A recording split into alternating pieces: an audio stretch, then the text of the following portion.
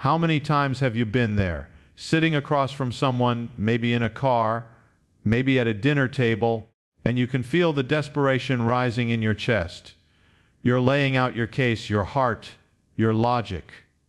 You're explaining your intentions, defending your character, trying to build a bridge to their understanding with nothing but the raw material of your own words. You articulate, you clarify, you rephrase. You pull out receipts, you recall past conversations, you paint a picture of your soul for them, and you're met with nothing, a blank stare, a condescending nod, or worse, that hollow, empty silence that tells you everything you just said was absorbed by a black hole. How many times have you argued your case, laid out your heart, only to be met with indifference? Why do we fight so hard, so desperately, to be heard by people who have already decided not to listen? We do this because we have been fed a devastating lie since birth, a lie woven into the very fabric of our society, our relationships, and our identity as men. The lie is that our power, our worth, and our right to be loved are things that must be earned through performance, through explanation, through relentless justification. We have become emotional salesmen, peddling our own character and hoping for a buyer. We believe our value is up for debate, that it's a negotiation, and that if we just find the right words, the perfect closing argument, we can finally convince them to sign on the dotted line and give us the respect we crave. We think we can talk someone into seeing our worth. We think we can argue someone into loving us. But today, I am here to tell you that the most profound transformation you will ever experience, a personal rapture, an elevation of your own spirit, will not come from a louder voice, but from a strategic, powerful, and protected silence. The rapture isn't an event in the sky, it's an ascension from the mud of other people's opinions. It's the moment you are lifted out of the endless cycle of seeking and begging for approval.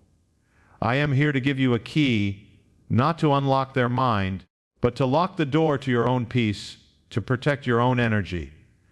This perspective will allow you to reclaim your power, shield your soul, and become magnetic in a way that frantic, desperate words never, ever could.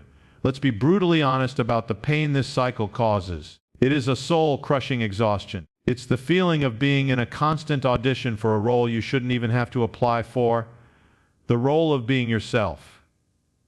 It's the long, heartfelt text message you type out, pouring your soul into the screen, only to spend the next hour watching the typing bubble appear and disappear before you get a one-word answer.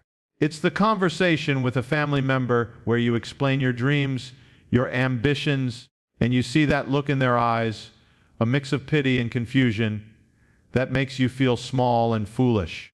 You walk away from these encounters not feeling heard, but feeling hollowed out, as if a piece of your spirit was just given away for nothing in return. This flawed mindset, this compulsive need to explain, is born from a deep, primal fear of being misunderstood and ultimately of being alone. We are programmed by our culture, by the movies, the songs, the stories, that the grand gesture, the big speech is what wins the day. We are taught to win her over, to prove them wrong. We become so terrified of someone having a wrong perception of us that we drain our own life force trying to correct it.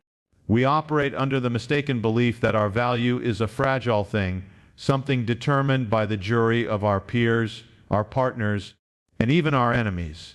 So we become the lawyer, the judge, and the defendant in the courtroom of our own life, constantly on trial. And here lies the fundamental error in our thinking, the core of the problem. You are trying to pour a gallon of pure water into a shot glass. It doesn't matter how clear, how refreshing, how valuable that water is. The shot glass simply does not have the capacity to hold it. Most of it will spill onto the floor, wasted, and you will be left with an empty vessel. The problem was never the water. The problem was the container you were trying to pour it into. You, my friend, are trying to pour your gallon-sized vision, your gallon-sized heart, your gallon-sized integrity into shot glass-sized minds, and you are left wondering why you feel so empty and why they can only hold a tiny, distorted version of what you offered. This is the turning point. This is the moment of your personal rapture. This is the ascension. It is the moment you stop trying to force the gallon into the shot glass. It is the moment you finally decisively choose yourself over their opinion. This is achieved through one powerful, active choice: strategic silence. And let me be perfectly clear, this is not the pouty silence of a child. It is not the passive, aggressive silence of the resentful. It is not the silence of a man who has been defeated. It is the silence of a king. A king does not run around his kingdom arguing with peasants about why he deserves to wear the crown. He simply wears it. His power is self-evident. This is a deliberate conservation of your most precious, non-renewable resource, your emotional and spiritual energy. Embracing this silence means you make a sacred vow to yourself. You stop arguing with people who are committed to misunderstanding you. Their goal is not clarity, it is conflict. You cannot win a game that is rigged from the start, so you must have the wisdom to simply walk away from the table. You stop explaining your vision to people who lack the capacity to see it. Your dreams are not public property, they are the sacred architecture of your soul. Protect the blueprints from those who only know how to demolish, not to build. And most importantly, you stop defending your worth to someone who is actively looking for a reason to devalue you. You cannot convince someone that you are a treasure when they are determined to see you as trash. You let your peace be your argument. You let your focused action be your proof. So what do you do with this vast reservoir of energy you have now reclaimed? You begin the most important work of your life. You build your kingdom in silence. You go to the gym, not to post a revenge body selfie, but because the cold, heavy iron teaches you a discipline and a reality that words cannot. You feel the burn and in your bones that you are strong for yourself. You work on your business, you learn that new language, you master that craft.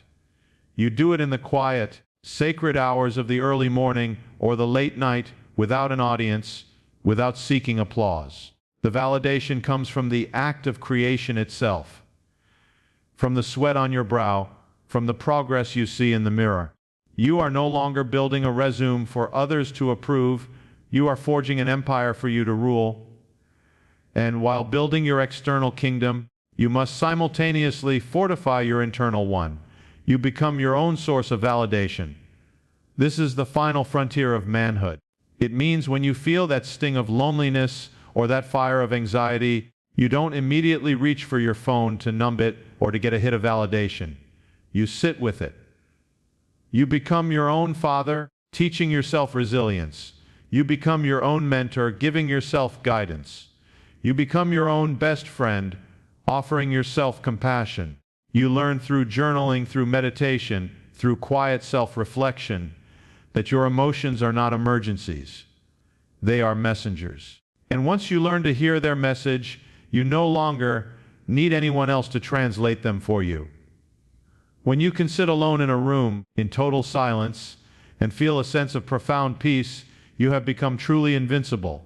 And now, for the beautiful, almost magical paradox. The very moment you stop chasing, the instant you stop needing, the second you stop explaining yourself to anyone, you become unbelievably magnetic. Your self-assuredness, your calm, your unwavering peace becomes a gravitational force. Desperation repels, but wholeness attracts. People, especially the ones whose respect you sought, are drawn to a man who is a complete circle on his own. Your silence creates a powerful vacuum of intrigue. They start wondering what you're building, what you're thinking, why you're so peaceful. You become a lighthouse, not a foghorn. A foghorn screams desperately into the night, "Look at me! I'm here! Don't crash into me!" A lighthouse, it doesn't make a sound. It simply stands its ground, true to its nature, and shines. It is not concerned with which ships see its light. Its only job is to shine, and in doing so, it effortlessly guides everyone home. So tonight, I leave you with a challenge. This is your call to action, not for me, but for the rest of your life. The next time you feel that familiar fire rising in your chest, that desperate, pleading urge to explain, to defend, to justify, to beg to be understood, I want you to stop. Take one deep breath, feel all of that powerful energy, and instead of launching it outward into the void of a closed mind, I want you to turn it inward. Use it to lay one more brick on the wall of your empire. Use it to read one more page of a book that makes you better. Use it to do one more set at the gym. Choose silence. Choose your peace. Choose yourself. That is your rapture. That is your ascension. Stop fighting for a seat at tables where you are not valued. Go and build your own.